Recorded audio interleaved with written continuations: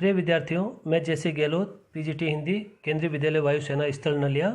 आज हम कक्षा 10वीं हिंदी विषय का प्रथम काव्य पाठ सूरदास के पद का अध्ययन करेंगे। महाकवि सूरदास हिंदी साहित्य के भक्ति काल के सर्वश्रेष्ठ कवि हैं। उनके बारे में एक उक्ति कही जाती है, सूर सूर तुलसी शशि उडगन कैसे उदास। सूरदास को हिंदी साहित्य का सूर्य कहा जाता है। सूरदास का जन्म 1540 विक्रम संवत में रुनकता नामक ग्राम में हुआ। कुछ लोगों की यह भी मान्यता है कि इनका जन्म दिल्ली के पास सी नामक ग्राम में हुआ। ये बहुत ही विद्वान थे और इनकी गायन में प्रतिभा थी। इनकी गायन की प्रतिभा को देखकर इनका संपर्क है वो वल्लभाचार्य से हुआ। वल्लभाचार्य से दीक्षा लेने के बाद में अर्थात वल्लभाचार्य को इन्होंने अपना गुरु माना और तत्पश्चात इन्होंने अपना पूरा जीवन कृष्ण भक्ति में समर्पित कर दिया और उसी कृष्ण भक्ति की गायकी करते और रचना लिखते थे। सूरदास जन्मान थे, ऐसी लोगों की मान्यता है। इसके बारे में भी बहुत सारे मतभेद है कि वह जन्म से अंधे थे या नहीं, क्योंकि उनकी जो रचना है उसमें वात्सल्य और श्रृंगार रस का जो वर्णन मिलता है उसको देखकर ऐसा नहीं लगता है कि वह जन्मान थे, क्योंकि जीवन के अंतरंग और भावों का वर्णन जिस सूक्ष्मता से सूरदास ने किया है वैसा है वह अन्य साहित्य में दुर्लभ है। सूरदास पुष्टि मार्ग के कवियों में सर्वश्रेष्ठ कवि माने जाते हैं। पुष्टि मार्ग एक 8 कवियों का समूह था जो श्री कृष्ण की भक्ति पर काव्य रचना करते थे, जिसके अंतर्गत नंददास, चित्त स्वामी, गोविंद स्वामी आदि कवि थे। उनमें सूरदास वह सर्वश्रेष्ठ कवि माने गए थे। इन्होंने अपने जीवन काल में 3 रचनाएं की, सूरसागर, साहित्य लहरी और सूरसरावली, जिसमें विशेष रूप से सूरसागर को काफ़ी प्रसिद्धि मिली। सूरसागर के अंतर्गत इन्होंने खेती और पशुपालन वाले भारतीय समाज का दैनिक अंतरंग चित्र और मनुष्य की स्वाभाविक वृत्तियों का चित्रण अपनी कविताओं में किया। सूर वात्सल्य और श्रृंगार के श्रेष्ठ कवि माने जाते हैं। कृष्ण और गोपियों का प्रेम सहज मानवीय प्रेम की प्रतिष्ठा करता है। सूर ने मानव प्रेम की गौरव गाथा के माध्यम से सामान्य मनुष्यों को हीनता से मुक्त किया है। अर्थात तत्कालीन परिस्थिति में जिस समय में भारत पर विदेशी आक्रांताओं का शासन लगातार वो बदलता रहता, आम जनता हताश परेशान हो रही, ऐसे समय में सूरदास ने कृष्ण प्रेम की संबंधी काव्य की रचना करके लोगों में लोगों के जीवन को एक नई दिशा दी। निश्चय ही उनकी कविता तत्कालीन समाज में एक जीवन जीने की वो ललक पैदा करती है। उनके काव्य की भाषा ब्रज भाषा है और ब्रज भाषा का निखरा हुआ रूप उसमें मिलता है। साथ ही इनकी पदों की एक विशेषता है कि इनमें गेयता का गुण है, अर्थात ये पद गाए भी जाते हैं।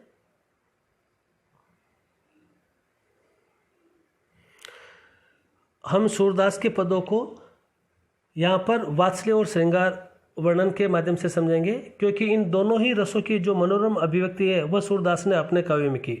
वात्सल्य वर्णन के अंतर्गत इन्होंने श्री कृष्ण का बाल रूप का वर्णन किया है, जिसमें बाल स्वभाव की सारी गतिविधियों का स्वाभाविक अंकन है। उसमें खेल, बच्चों के द्वारा हठ, चतुराई, शिकायत आदि का है वह सूरदास ने अपनी कविताओं में इसकी मनोरम प्रस्तुति दी।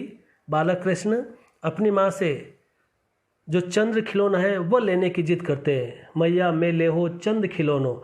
इसके साथ साथ अपनी माता से शिकायत भी करते हैं कि मैया कभी बढ़ेगी चोटी, कितनी बार मोई दूध पियत भई ये अजू है छोटी। ऐसी सूक्ष्म से सूक्ष्म जो बाल मनोभाव है उसके स्वभाव की है वह जीवन जाके है वह सूर के काव्य में देखने को मिलती है।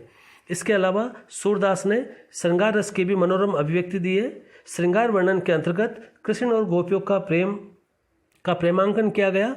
इसमें इसके 2 पक्ष हैं, संयोग श्रृंगार और वियोग श्रृंगार।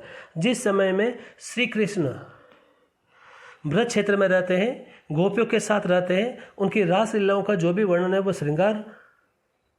संयोग श्रृंगार के अंतर्गत आता है। और जब श्री कृष्ण मथुरा चले जाते हैं और कंस को मारकर जब वहाँ राजा बन जाते हैं और पुनः ब्रज क्षेत्र में नहीं लौटते, तो गोपियाँ श्री कृष्ण से बिछड़ने के कारण जिस वेदना को अनुभव करती है उसकी उन्होंने वह भ्रमर गीत प्रसंग जो सूरदास का ही भाग है उसमें अभिव्यक्ति की, जो है वियोग श्रृंगार का सर्वश्रेष्ठ उदाहरण है। हमारे यहाँ पर सूरदास के 4 पद है वह पढ़ने के लिए लिए गए हैं, जो भ्रमर गीत प्रसंग से है और उसमें वियोग श्रृंगार की मनोरम अभिव्यक्ति हुई है। तो उन पदों को पढ़ने से पहले हमें उन पदों की पृष्ठभूमि को समझना बहुत जरूरी है। कंस मथुरा का राजा था और उसके अत्याचार से आम जनता परेशान थी। अक्रूर जी के साथ अक्रूर जी जब कृष्ण को ब्रज से मथुरा ले जाते हैं कंस के आह्वान पर, तो उस समय में ब्रजवासी है कृष्ण से है वो जब बिछड़ते हैं तो उनके चेहरे पर, उनके जीवन में कृष्ण से बिछड़ने के कारण है अत्यंत दुख वह प्रकट होता है।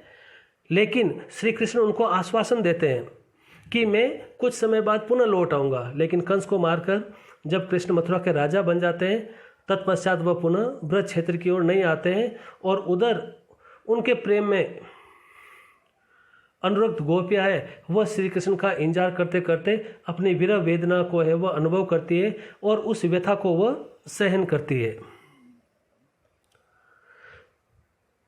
श्री कृष्ण मथुरा में अपने एक सखा उद्धव, जो अपने जीवन में ब्रह्म ज्ञान को ही महत्व देता है, अपने जीवन में प्रेम को है वह बिल्कुल भी महत्व नहीं देता। वह उस निर्गुण निराकार ईश्वर का ही पक्षधर है और अपने ज्ञान में वह अहंकार अर्थात अपने ज्ञान का अहंकार उसे है कि दुनिया में सर्वश्रेष्ठ है वह निर्गुण ईश्वर की ही आराधना है, न कि प्रेम का कोई महत्व है। तो उसे प्रेम का पाठ पढ़ाने के लिए अप्रत्यक्ष रूप से श्री कृष्ण है वह उद्धव को गोपियों के पास ब्रह्म और ज्ञान का संदेश लेकर भेजते हैं।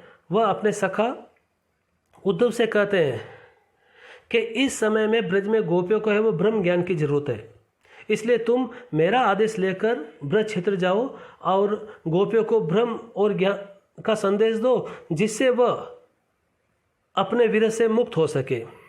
तो इसी संदेश को लेने के लिए उद्धव है वह ब्रज क्षेत्र में जाते हैं।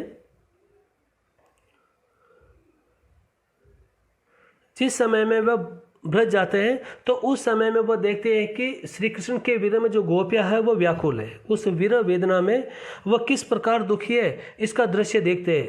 तो ऐसी विरह वेदनाओं से मुक्त करने के लिए उद्धव है उसी समय उनको है वह ब्रह्म और ज्ञान का संदेश देते हैं।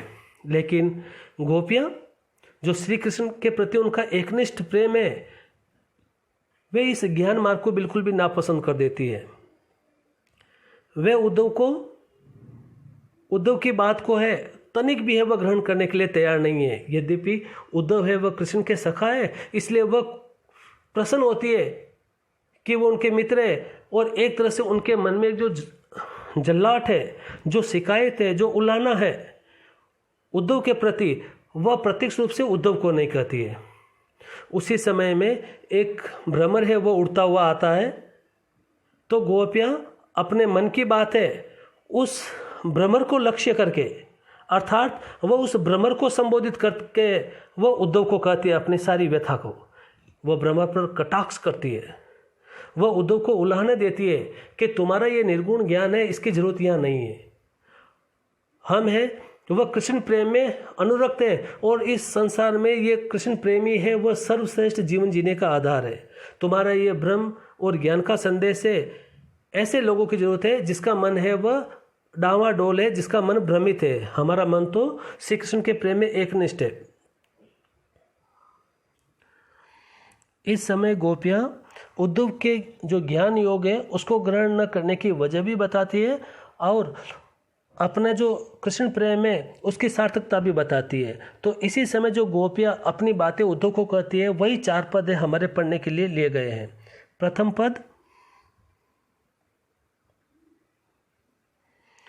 उदो तुम हो अति बड़ भागी, अपरस रहत सने तगाते, नाहिन मन अनुरागी, पुरैनी पात रहत जल भीतर, तारस दे न दागी, ज्यों जल महा तेल की गागरी, बूंद न ताको लागी, प्रीति नदी में पाँव न बोरियो, दृष्टि न रूप परागी, सूरदास अबला हम बोरी, घुड़ चाटी ज्यों पागी।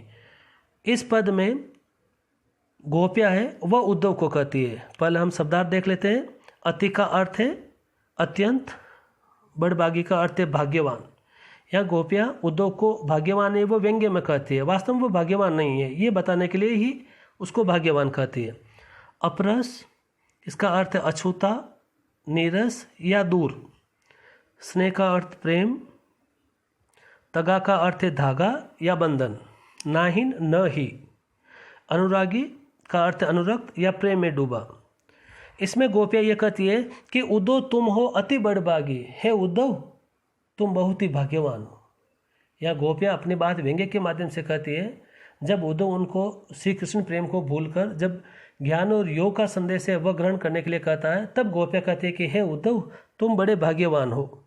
अपरस रहत स्नेह तगाते, कि तुम हमेशा अपने जीवन में प्रेम रूपी धागे से, प्रेम रूपी बंधन से हमेशा दूर रहे हो। ना ही न मन अनुरागी, और न ही तुम है कभी कृष्ण प्रेम में अनुरक्त हुए हो। यहाँ गोपियाँ उद्धव को कहते हैं कि तुमने अपने जीवन में कभी प्रेम को, महत्व को नहीं जाना। तुम अपने जीवन में हमेशा प्रेम से दूर रहे हो और कभी भी तुम है कृष्ण के पास रहकर भी कृष्ण प्रेम को है वो अनुभव नहीं कर पाए, इसलिए तुम्हारा ये बड़ा भाग्य है।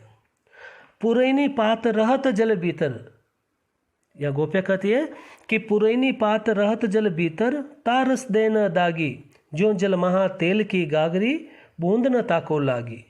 कि हे उद्धव तू तो उस कमल के पत्ते के समान है जो जल में रहकर भी एक बूंद भी है अपने शरीर पर लगने नहीं देता है। ठीक तू भी उसी प्रकार है जो प्रेम के सागर श्री कृष्ण के पास रहकर उस प्रेम को है अपने जीवन में उसकी एक बूंद भी लगने नहीं दी, अर्थात उस प्रेम को तुमने कभी अनुभव नहीं किया। जो जल महा तेल की गागरी, बूंद न ताको लागी। जिस प्रकार जो तेल लगा जो घड़ा होता है उस पर पानी की एक बूंद भी नहीं टिकती है उद्धव वैसा ही व्यवहार तुम्हारा भी है, जो श्री कृष्ण के पास रहकर भी उसकी प्रेम रूपी बूंदों को अपने जीवन में कभी अपना न सके। इन दोनों काव्य पंक्तियों में पुरैनी शब्द का अर्थ है कमल, पात का अर्थ है पत्ता अर्थात कमल का पत्ता, भीतर का अर्थ है अंदर, ता का अर्थ है उस पर, दागी का अर्थ है दाग या धब्बा, माँ का अर्थ है अंदर, गागरी का अर्थ है घड़ा, ताको का अर्थ है उस पर, और अर्थात इन पंक्तियों में गोपियाँ है वो उद्धव के व्यवहार की तुलना करती है। उद्धव को है वो दो उसके व्यवहार की तुलना कमल के पत्ते और चिकने गड़े से करती है। जिस प्रकार कमल का पत्ता पानी में रहकर एक बूंद भी अपने शरीर के ऊपर नहीं लगने देता है, ठीक उद्धव भी प्रेम के सागर कृष्ण के पास रहकर उस प्रेम को अपने जीवन में नहीं अपना सका। वह ठीक उसी प्रकार बेअसर है जिस प्रकार चिकना घड़ा होता है, अर्थात चिकना घड़ा मुहावरे का अर्थ है कोई असर न होना। ठीक उसी प्रकार प्रेम के सागर श्री कृष्ण के पास रहकर अपने प्रेम को अपने जीवन में न अपनाना, अर्थात प्रेम से बेअसर रहना है, ऐसे व्यवहार की तुलना है गोपिया वो उद्धव को कहती है। फिर गोपिया उद्धव को और कहती है कि प्रीति नदी में पाँव न बोरियो, अर्थात तुमने कभी प्रेम रूपी नदी में है वो अपना पैर नहीं डुबोया है, और दृष्टि ने रूप परागी, और तुम्हारी दृष्टि कभी कृष्ण प्रेम में पर कभी मोहित भी नहीं हुई है या किसी के रूप सौंदर्य या प्रेम में मोहित नहीं हुई है, इसलिए तुम प्रेम का महत्व कभी नहीं जान सकते। या गोपिया उद्धव की प्रेम के प्रति निरस्ता को व्यक्त करती है। वह कहते कि सूरदास अबला हम भोरी, घुर चाटी जियो पागी। गोपिया उद्धव को कहते कि हे उद्धव हमारा तो श्री कृष्ण के प्रति जो प्रेम है वह एकनिष्ठ है, हम तो है अबला है, भोली है, हमारी स्थिति तो उस चींटी के समान है जो गुड़ के प्रति अनुरक्त रहती है। अर्थात जिस प्रकार चींटी का आकर्षण गुड़ के प्रति होता है, उसका आकर्षण एकनिष्ठ आकर्षण होता है, ठीक वैसा ही आकर्षण हमारा है वो श्री कृष्ण के प्रेम के प्रति है। यह गोपिया स्वयं की तुलना है वह चींटियों से करती है, और चींटियों का जो गुड़ के प्रति जो आकर्षण है वह अपना प्रेम है, एकनिष्ठ प्रेम है। गोपिया वो उद्धव को बताते हैं कि श्री कृष्ण के प्रति भी वैसा ही हमारा प्रेम है। प्रीति नदी शब्द का अर्थ है प्रेम रूपी नदी, पाँव का अर्थ पैर, बोरियो शब्द का अर्थ है डुबोना, दृष्टि नज़र, परागी शब्द का अर्थ है मोहित होना या अनुरक्त होना, भोरी शब्द का अर्थ है भोली, गुड़, और चाटी शब्द का अर्थ है चींटी। इस पद में गोपियाँ स्वयं अपनी तुलना है वह चींटियों से करती है और अपने श्री कृष्ण के प्रति एकनिष्ठ प्रेम को है वह अभिव्यक्त करती है।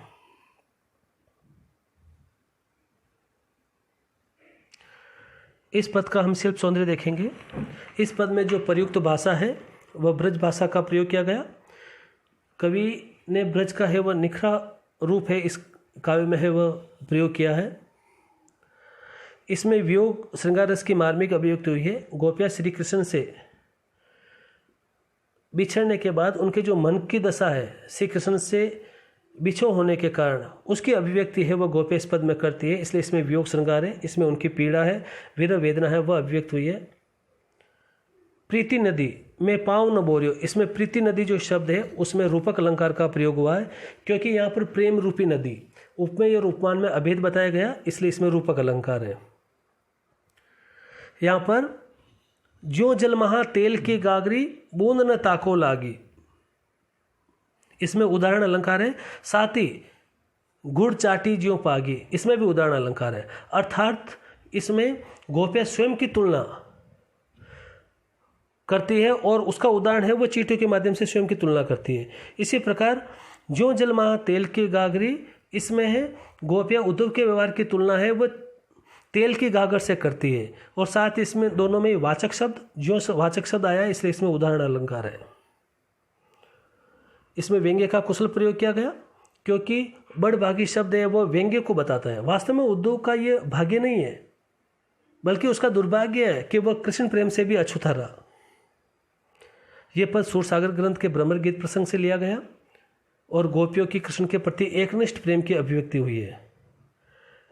इसके साथ पुरैनी पात रहत जल भीतर तारस दे न दागी, इसमें दृष्टांत अलंकार है।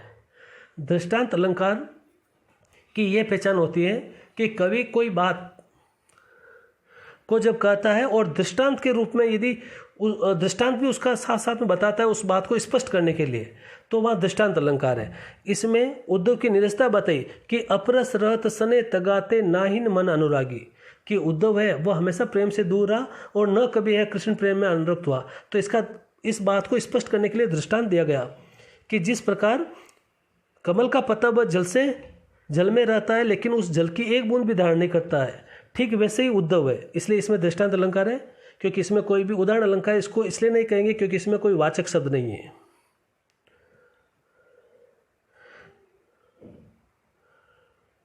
संपूर्ण पद में ही व्यंग्य है। इस तरह से हमने पहले पद का अध्ययन किया।